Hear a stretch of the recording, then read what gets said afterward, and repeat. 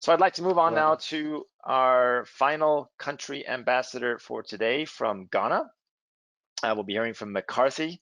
MacCarthy is a young entrepreneur who oversees 40 startups, and he's been doing that since 2013, and has founded the Hop In Academy to serve the entrepreneurial and startup scene in northern Ghana. He serves on the executive council of the Ghana Hubs Network, which has over 50 members in 10 regions of Ghana, as the communications director. He advises on entrepreneurship policies to the Ghanaian government and other stakeholders and policy influencers in Ghana, mostly working with the Ministry for Business Development in the country. So I'd like to welcome MacCarthy to the call from Ghana. Let's see if we can get him on. Thank you. Good morning from Ghana. Good morning, MacCarthy. Douglas. Nice to be on the panel today to talk about the Ghanaian ecosystem. Absolutely. It's good to hear from you again.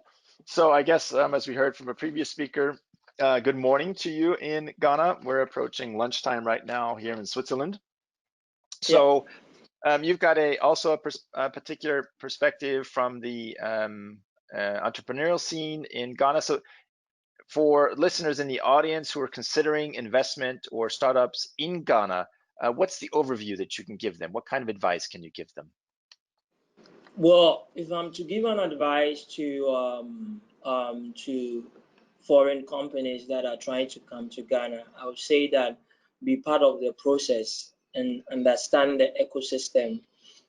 Usually the worry is that when a foreign company is coming into Ghana has a very open and it's very diverse, and people are welcoming everywhere you go, both in our institutions and in our homes. So when you even have an agent helping you to actually put the pieces together, because sometimes you need somebody on the ground, try and read more and understand the whole system and be part of the process as well when you are starting up companies. There are some successful companies like KFC, like Blue Town, like Uber, like the ride-hailing companies, a couple of foreign-owned companies that have actually succeeded.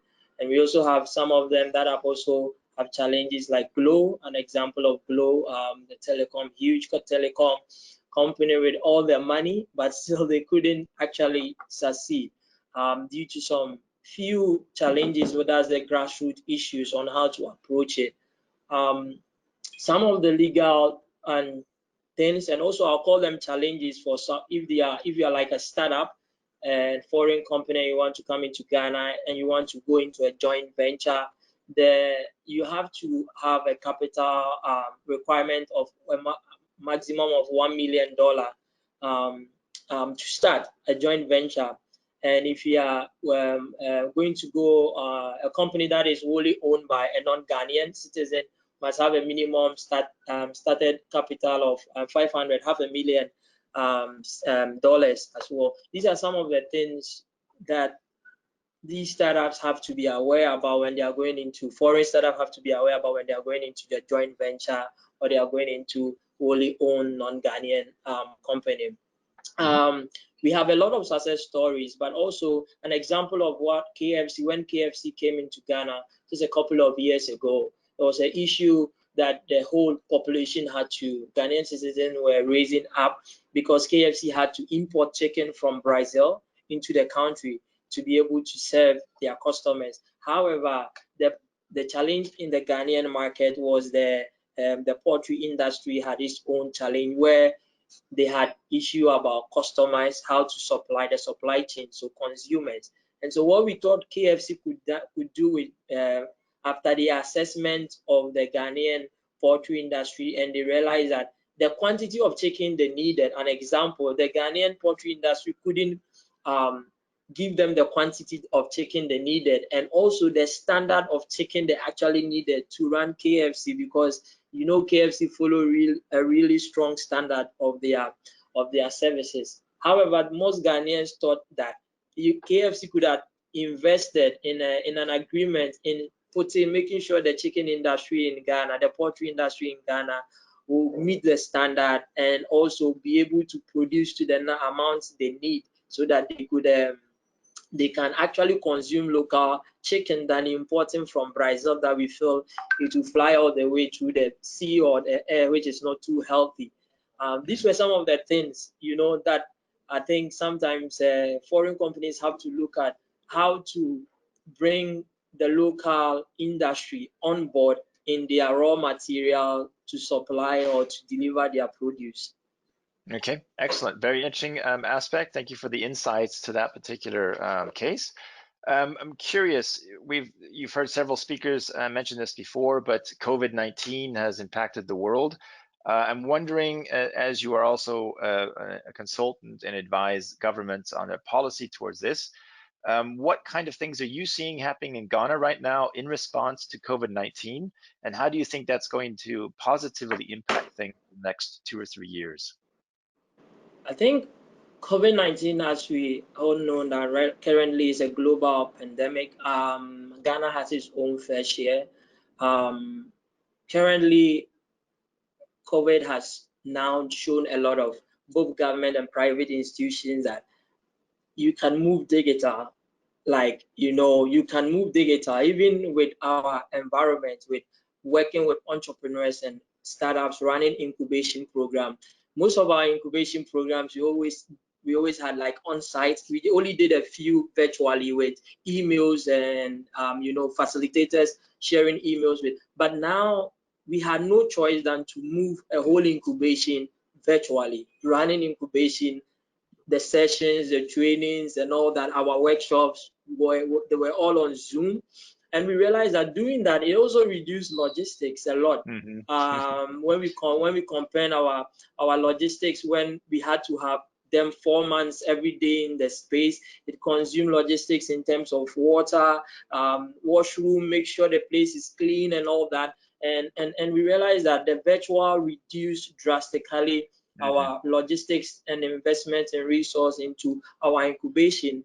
We thought that one of the other things, we thought that some of the incubatees will have peculiar challenges adopting to virtual meetings and workshops. However, they also got to realize that they could only achieve their goals if they accept to actually be on digital platforms for the incubation. And I think now, if both government and private people will realize that there's a need, pro-COVID, there's a need for us to make digital inclusion run through our system. Every system, both activities, digital will play a role, digital inclusion will play a big role.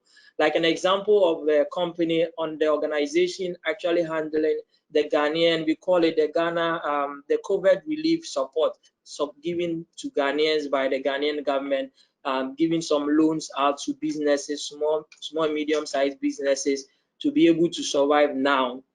There's a government machinery handling it called the NBSSI, who are running this program for the Ghanaian government. And I've never experienced a Ghanaian website, Ghanaian government website working so effectively and efficiently until this corona issue I've experienced it. And this is one of the things.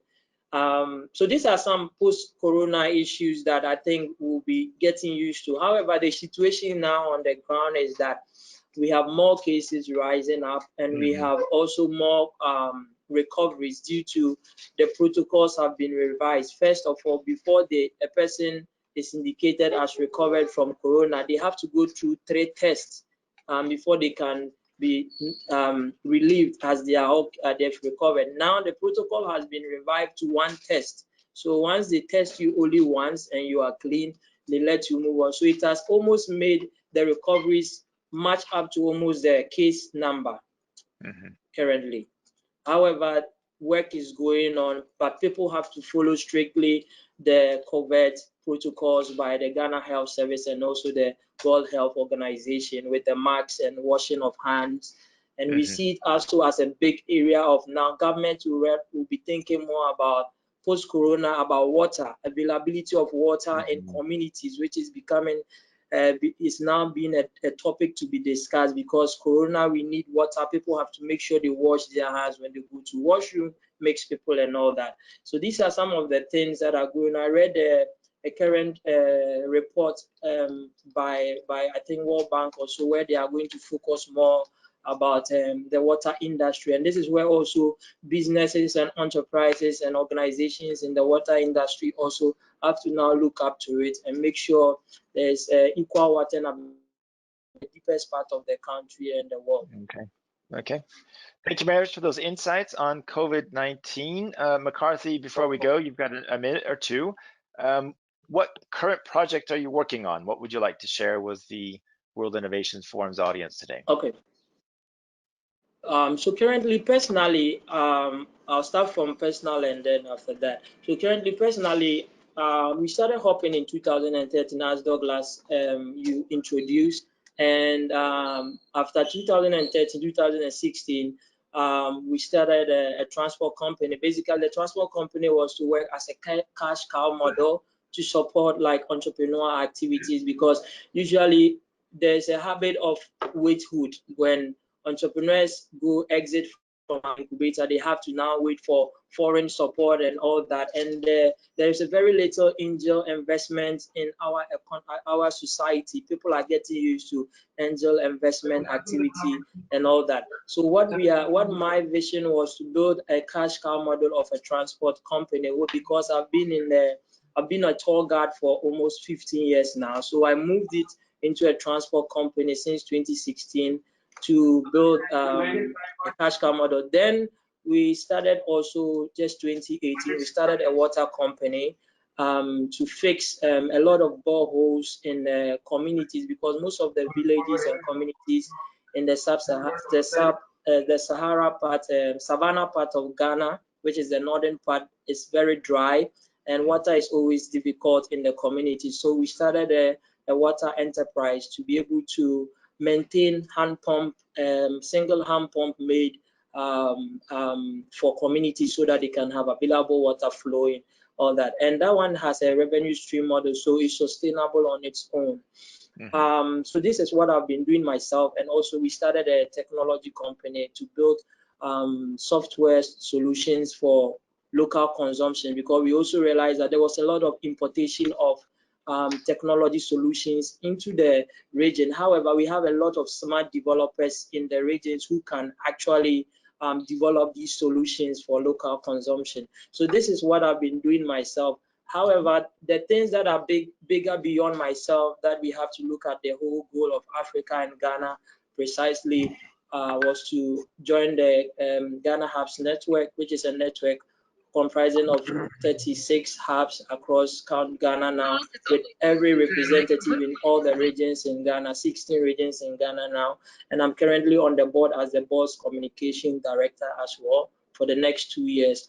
And currently also, we brought FI into Tamale. Tamale has been the second city to be able to run, to have a FI, chapter after Accra, which I'm the director with other director team members in Ghana. And also, as you mentioned in my introduction, I involved with my mandate on Ghana Hubs Network and FI and myself, the project I run. I'm involved in some of the activities of government policy dialogues, both in Ghana and other African countries, to discuss the bigger goal for Africa and the bigger goal for Ghana, where I work closely with the Ministry for Business Development, with the National Entrepreneurship and Innovation Plan, where they train young people and give them loans across the whole nation. Every year, almost 500 young people get support to invest into their businesses. Thank you very much. Okay, thank you very much, MacCarthy, for your time. And so we wish you all the best of success with the future projects. It sounds like you're very busy working on several different things. So thank you for sharing all of that with us. Grateful, and I'm also grateful for currently being part of the World Innovation Forum, because we believe in their vision, and we have the Ghana chapter of the World Innovation Forum with other team members who are really supporting and passionate to do what, to support the vision of World Innovation Forum, because it aligns in the development agenda of what we entrepreneurs think that wealth creation and creating business and other things helps in sustainable development and organic support in our nation. Thank you very much. Thank you very much, MacCarthy. That was probably a better introduction that I would do for the next and last speaker, which is going to be Axel Schulze himself. He is going to be ending, thank you very much, our 3-day conference.